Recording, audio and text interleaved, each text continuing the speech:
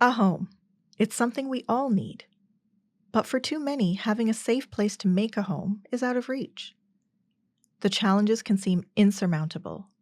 And yet, each and every day, people are coming together to provide safe, quality, and affordable housing for those in need. Welcome to Let's Talk Housing. I'm your host, Meeta Naidu. Join us as we listen to and learn from people in British Columbia who are creating strong, inclusive communities where everyone can thrive.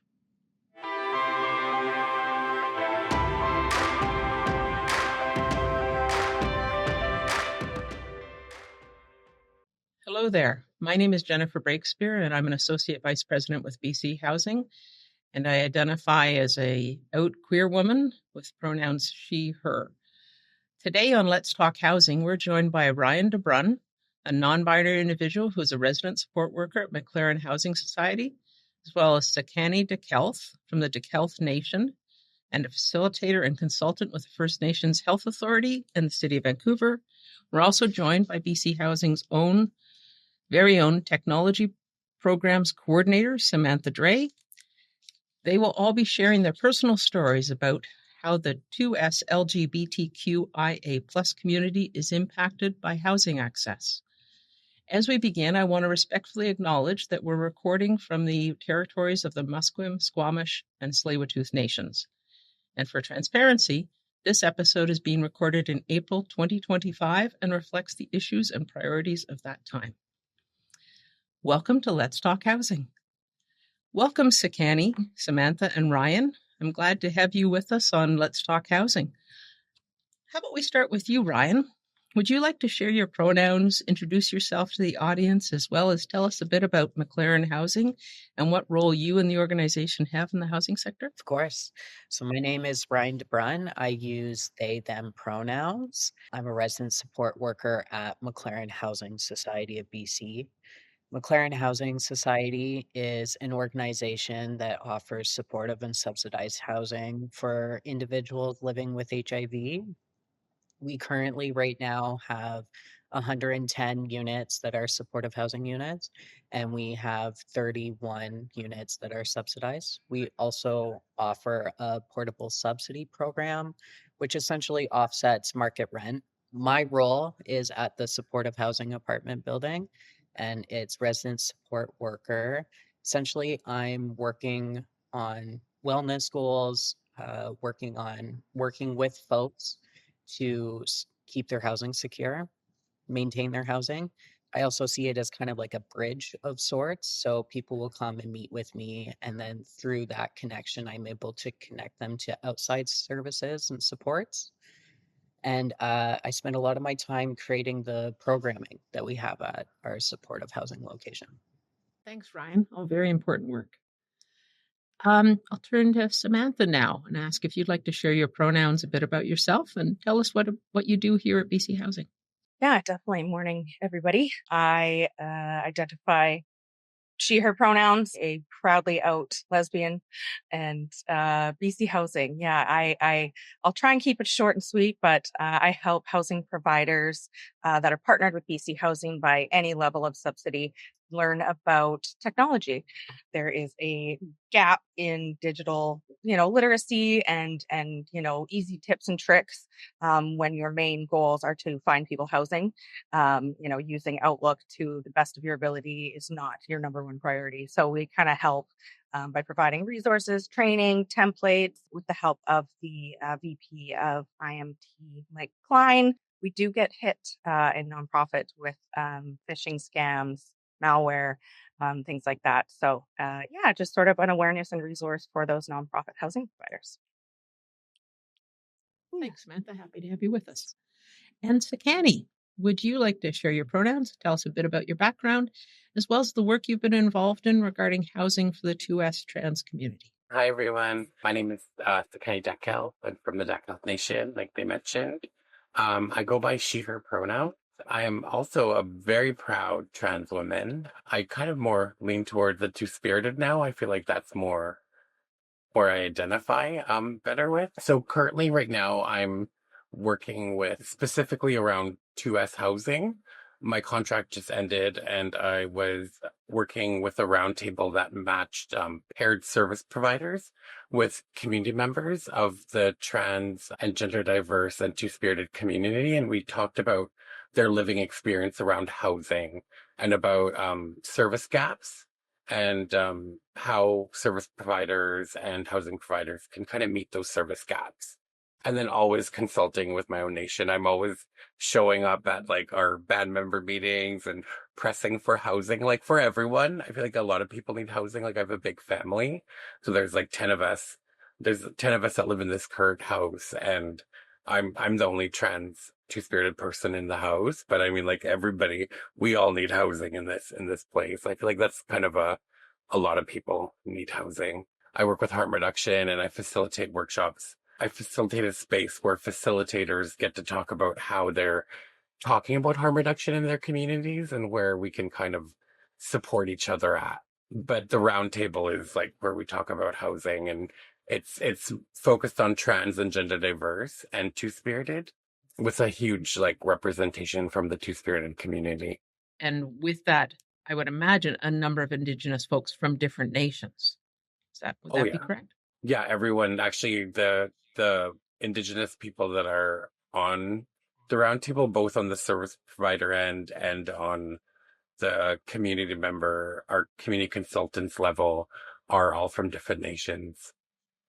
Okay, I would love to hear more about that as we move through Sekani, particularly around supporting two-spirited folks. That's great. Samantha, if I could turn to you now, can you share a bit about your journey of searching for safe and secure housing? Yeah, definitely. So for most of my time here living in Lower Mainland in Vancouver, I came from Calgary. I was living with a partner. So the finding housing, safe and secure, it was not easy. I've seen other friends have those issues. Finding housing with a partner and having a conventionally looking partnership, was easy to find the housing itself. But maybe afterwards, which I will go into later, was a little more difficult. Thanks for that. I'd like to go to you next, Sekani, if you could, because I just want to pick up. You were talking about so many people living in your house, and you're all in need of housing. So, can you tell us about that journey for safe and secure housing? Where do I start? I have a lot of experience around housing. Obviously, I feel like everybody kind of does. My journey searching for safe and secure housing started, I guess, a long time ago. I became homeless very young at 17. Air quote. I use this term loosely, but I made a choice to leave home. And when I left home, I was taken care of by a friend and couldn't stay there anymore. Ended up homeless. Didn't really know what to do. At 18, I found that I couldn't. They call it a gray area to be in, and I couldn't really receive services from either ministry, from the MCFD or from social assistance because I was 18. I couldn't rent a place because of my age. I did find some really amazing services in the Granville area. There were youth shelters that I was able to access, which is amazing. Lived in an SRO for a while. And from there, my first ever place that I felt like really, really understood me was living in supportive housing. And I lived in a supportive housing that was very low barrier, that had harm reduction supplies at the front door, and it had support staff at the front door. And I actually felt like safe there, and I felt like they understood me, and I felt I could be as difficult and as wild as I want there. And I felt like they took care of me, and it was a nice place to be at. And from that place moved into a building. It was a brand new building. It was called the Lux. But it used to be an old theater, I take it. I think it used to be an old theater on Hastings, but it was an amazing space. Like, again, felt safe, huge building, had tons of support staff, had groups. I got a brand new little bachelorette suite, and it was just an amazing place. And then moved in with family, and family, I feel like, to me and to our nation, like traditionally we would be living with our whole clan, and we would be living with extended family up to my great grandparents.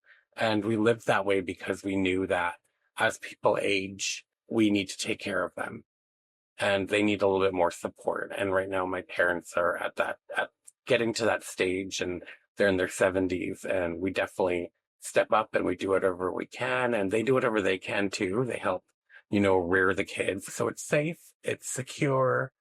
We feel good here. We each have our own rooms. We have a big back and front yard. It's just like the part that feels like that a bit precarious is probably the cost, and then the longevity of us staying here. And now I'd like to turn to you, Ryan, and ask if you would like to share, some of your journey around safe and secure housing. Yeah, so I think safety and security are often compromised by affordability. And right now, the competition for affordability is very high. And so you also need to have these soft skills of like networking and communication skills to really be able to seal in agreements with landlords, which was not necessarily something that people had to navigate 5 years ago. So it's kind of this new requirement. There's high competition. And through that, you're kind of dependent on what the landlord believes to be true. I think right now, being gender diverse we're in a sticky situation politically. A lot of our lives and ways of being are being politicized. And so you're kind of left to the whims of like where somebody's biases are, if you're not excelling in all other kind of aspects of what would be called a desirable tenant.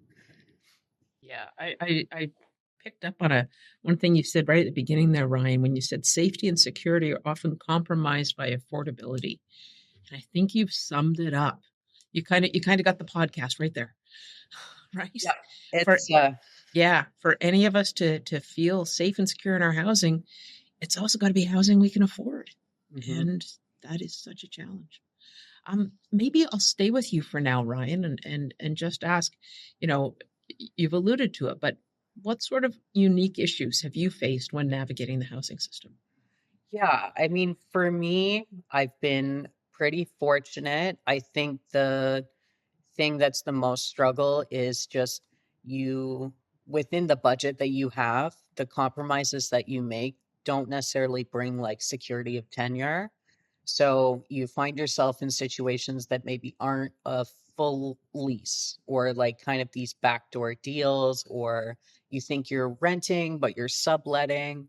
And so all of a sudden, you don't necessarily have the security of a lease agreement, which can make your housing very precarious and get yourself into situations. Now, the way to combat that is to kind of know your rights as a renter and as a tenant.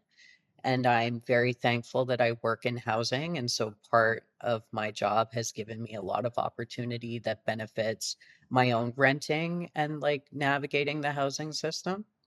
Sekani, if I can turn back to you, you have talked about some of the issues, and one you referenced being homeless at 17, which I wish I could say is a more rare issue for queer and trans and two-spirited individuals, but unfortunately it's far too common when young queer, trans, two-spirited folks come out that they end up either choosing to leave their home, their family of origin, or are forced out. And I don't know if you want to speak to that specifically, but I just wanted to make sure that we reference how unfortunately common that is for young people in our community. I guess to put it like in a way that is, even though it was my first time homeless, it was my first time actually finding my community and actually feeling like I fit in, which like is both like it was amazing for me socially, but it was also really tragic because a lot of the people that I did meet were all young. Some people were as young as 14. Most of the people that I met like on the Granville Strip area, I can speak about at that time, 1999. I don't know if it's changed much. I'm not very, I don't talk to a lot of people, and I don't work with a lot of people that are currently on the street there. But everybody was queer or on that spectrum of exploring their identity. And all of my friends were Indigenous. We didn't have, there weren't very many options, in 1999, 2000 for a trans, Indigenous, homeless, teenager. There weren't very many options that I could go to. Often, relying on leaning more on my birth gender, to access jobs or to access housing. But yeah, definitely having to make some compromises, I guess, and I, again, use that term loosely because, when you have to compromise, I always found that, the minute that I started being proud and identifying as a trans woman and being two-spirited and saying it proudly and not being, not holding that part of myself back, that it cost me so much that I am not willing to go back there, and to have to compromise, freedom is not something that people should have to choose. Absolutely, absolutely. I mean, when you said there that you said it as a compromising, but really denying who you are by leaning back into the gender you were assigned at birth to be able to access opportunity. I mean, that's soul stifling. I'm so sorry for that.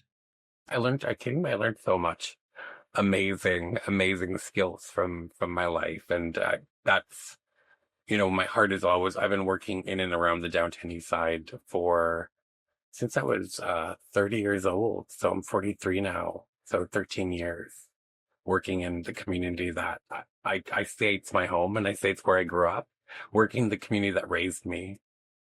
Thanks, Sekani. Samantha, if I can turn to you, and I think you said we might come back to this. If you could tell us a bit about the kind of treatment you experienced as being in a lesbian couple when you were dealing with, I don't know, things like maintenance and other issues in private market housing. And then what advantages did you notice in seeking housing with a partner versus seeking housing as a single woman? Yeah, definitely. So the first part of that, I think, is sort of, during a tenancy and during the exiting of a tenancy, being two females, and again, the way I present, but internally, like, I'm the one that unclogs the sinks. I replace parts on my own car. I cycle a lot, and I try and like, I my father had two daughters, and I was taught everything in the garage, sort of thing. But the assumption is I don't know anything. So for maintenance during tenancies, if there's something going on, it was sort of the landlords that's renting from, which now I'm thinking back are mostly all male identifying and presenting, but would sort of give different quotes, or sort of push aside my extreme concerns, or things like that. And then when leaving a tenancy and trying to get that lovely security deposit back, trying to sort of strong arm, oh, this is bad, you did this and it's going to cost $500 to replace, and things like that. And knowing my rights, I'm just that person. I've at some points, line for line with the Residential Tenancy Act, just for my own, I think everyone unfortunately should know that. Even landlords should read it, to know what they can't push on to their tenants. But yeah, just knowing my own rights, and which, I mean, takes time and takes effort, and it's a lot of reading. It's a lot of, it's not as accessible as maybe it should be, for when you have those situations where, assumptions are made that I don't know anything, from housing. I get that, like, mechanics, I get that attitude too, I don't know anything, and stuff like that. That's more of the, the female presenting side of me, but that's frustrating, and sometimes can ruin that relationship with a landlord when you're supposed to be getting another housing that depends on this opinion of the previous landlord. So, can kind of make a mess there. But that's an experience that I've had time and time again living, as two female partners. I'd like to move on to talk about the Burrard and Davy Community Project. And I'm just going to throw in a personal little connection to this because I was the executive director of community for a number of years. And in fact, was involved in having the first conversations with the city of Vancouver, which eventually, a few executive directors later and years go by, has led to this exciting project. So it's a site in development that will be operated with a queer mandate and will be operated by McLaren Housing Society. It's a larger housing site that will accommodate multi-generational chosen families, which I just think is awesome. So, Ryan, you're with McLaren. Can you tell us more about what's meant there exactly about a queer mandate and really why that's important? I can. Just to clarify, though, McLaren Housing won't be running the whole building, but we have partnered with Community Land Trust, who's going to be running that building. We're going to be operating and offering our services to the 31 allocated subsidized apartments that will be there. And so we have our own mandate that is not as homogenous, right? Like it is housing folks who are living with HIV. And so we will stick to our mandate and house folks living with HIV. That being said, there is overlap. Awesome. So, Ryan, I wonder if you can share how you think having those 2SLGBTQ plus services right on site will benefit both the residents in the building and, nearby community. Yeah. I'm so excited to see it. I feel like it is going to inject that area with community and belonging in a way that just has kind of been missing for a little bit. It's so important for queer people to have access to queer tailored care. The fact that community is going to be there and they're going to be building up these programs that are tailored and geared towards queer people is just life changing because a lot of us have to navigate systems that weren't necessarily built for us, or they don't necessarily know what is kind of like common behavior in queer communities. So to have that tailored care is really is the grounding stones to build a community back up in Davie Street. Samantha, I'm going to shift gears here and ask if you'd like to talk about the beneficial role that you see technology can play in the queer community in relation to housing and community building. With all of us being connected through the internet, all these things, taking advantage of social media can be a definitely huge part. Certain groups you can go to check if a neighborhood is safe, if there is community there. Pick a neighborhood in Vancouver, Mount Pleasant, queer, and search and see if there's any private groups on various social media platforms. Neighborhood app. There's the neighborhood app, which is you're connected to your postal code and near you and things like that, and just sort of honestly just reading through comments, reading through what neighbors are concerned about, or just taking a walk as well, maybe not technology related, but taking a walk in those neighborhoods, find out where they are, go hang out, see what flags are up in the balconies and stuff like that. But yeah, social media platforms can be huge in that way, or go old school Craigslist, check out some forums on there and good old Reddit. I think that because we are connected, people like to talk. I think after the pandemic we're even more on the internet, having I won't say conversations, but putting our opinions out there. So, having that, and just, like if you are involved in a community thing, with any of the queer community, get those connections, network, LinkedIn, these conversations. I'd love to add you all on LinkedIn after, things like that, just staying connected, in that, social media space. My wife and I moved to Vancouver 20 years ago from Ontario and Quebec. And so that predated a lot of the social media stuff. But there was this one resource we found. I think it was like a message board. It was called Super Dyke. I don't know if Super Dyke still operates, but it was my memory is it was a very basic message board. There'd be a subject, there'd be, a post and then some comments. But as new people to Vancouver, it was like, seems Vancouver based. This seems to be about our community. We can ask questions of somebody. So it was a resource, even in its very rudimentary early social media type of times. Sekani, again, shifting gears here, you referenced family and chosen family. So I'm wondering what role you've seen chosen family play in creating an environment in which folks can thrive. Goodness, chosen family, a lot of like mentioning about homelessness and meeting a lot of people that I identified with when I was growing up. A lot of us were estranged from our community and our families. We didn't have a lot of family, so we would adopt each other, and there was this kind of family system on the street, and you often we called it a street mother, and that was somebody who would kind of take you under their wing and kind of teach you how to be to keep yourself safe and how to navigate resources and services, and kind of show you, I guess, the ropes of how to really maintain yourself in the community.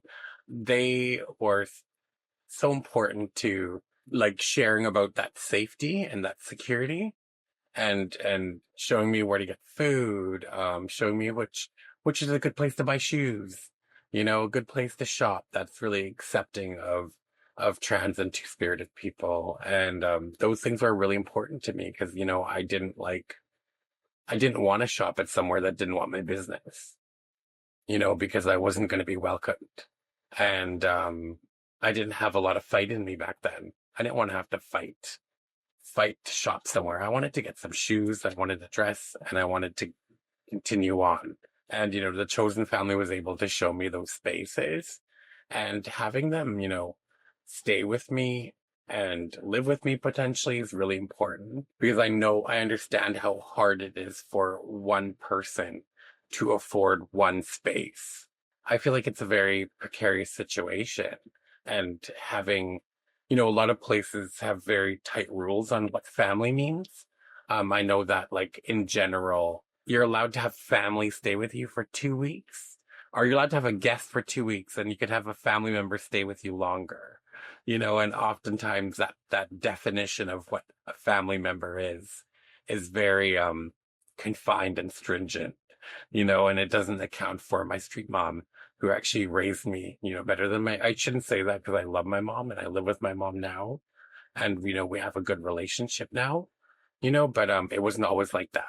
And my street mom took such good care of me and means so much to me. Ryan, can you talk about how food, creativity, hobbies, and programs, the amenities in a building can help foster a healthy community for 2SLGBTQIA plus people?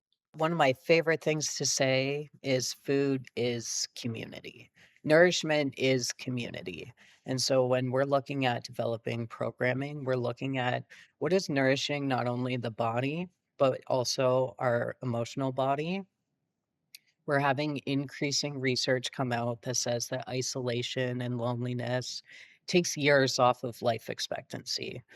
And so, how do we create these programs in a building that help kind of combat that, knowing that it is, in fact, like a social cultural issue more than medical? I find food opens the pathways for connection. It brings people in to have those conversations and makes those connections. And then being able to create programming where people contribute, that starts to build belonging and community. People need to contribute to it to feel part of it. Sekani, what role do you see those important elements having in the building of a sense of family and community for 2S trans folks?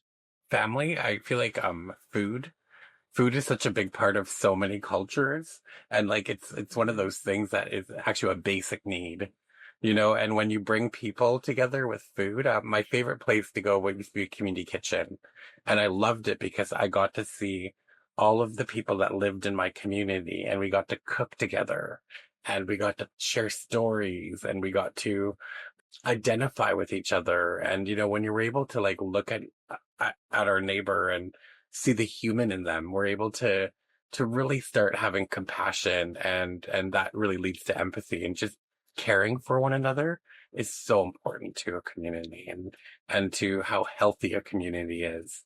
And, the program is just like the cherry on the topping of all that delicious goodness from the food. I love the way you said that. I can almost taste it. That's great. Well, we're coming close to wrapping up, so I'd like to put a question to each of you.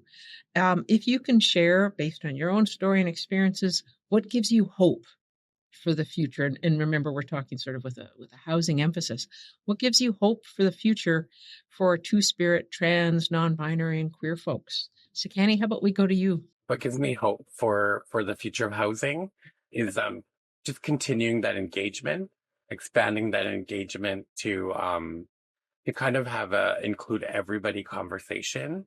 So having everyone with a seat at the table, and earlier I mentioned big wigs, right? We're going to put on our big wigs and we're all going to sit at the table together and figure this out. Really focusing in on those conversations around what it means to age in place in the community is going to be really important for the future. Talking about, we talk about building the community, and we talk about eating together and really tightening up that community. But when somebody ages, often their option is to leave all that work. We've 10 years of bonding that we've all facilitated and created, and now we're going to ask them to leave. I think that is not an option. I don't think that should be an option. I think that when we look at planning for housing, that's part of the conversation. Okay, can we modify an existing suite, right? What does that look like for our end? What does that look like for our engineers? Maybe having our engineers at the table put on their big wigs too and come sit at the table with us and talk about what does that look like for the future. That's awesome. And that engagement, it goes back to what we so often would say at protests and rallies, nothing about us without us. And there's a piece in what you were saying, Sekani, that I want to come back to as I close out. But I want to go next to Samantha and then give Ryan the last word about what you see as future. Where are your hopes for the future? Where do you see wins for our community in regards to housing? So over to you, Samantha. Definitely, what gives me hope and where I can see is I kind of echo what Sekani was saying, just staying engaged, having those open conversations, in my community in Vancouver, things like that. There's a lot of spaces that shut down expansions and progression of housing for anyone, let alone, any members of the 2SLGBTQ community. And just, yeah, staying engaged, obviously there's touchy subjects. We can all get, quite upset. It is, lots of language is offensive, lots of assumptions are offensive, things like that. But just staying engaged and open-minded and keep those conversations at the forefront.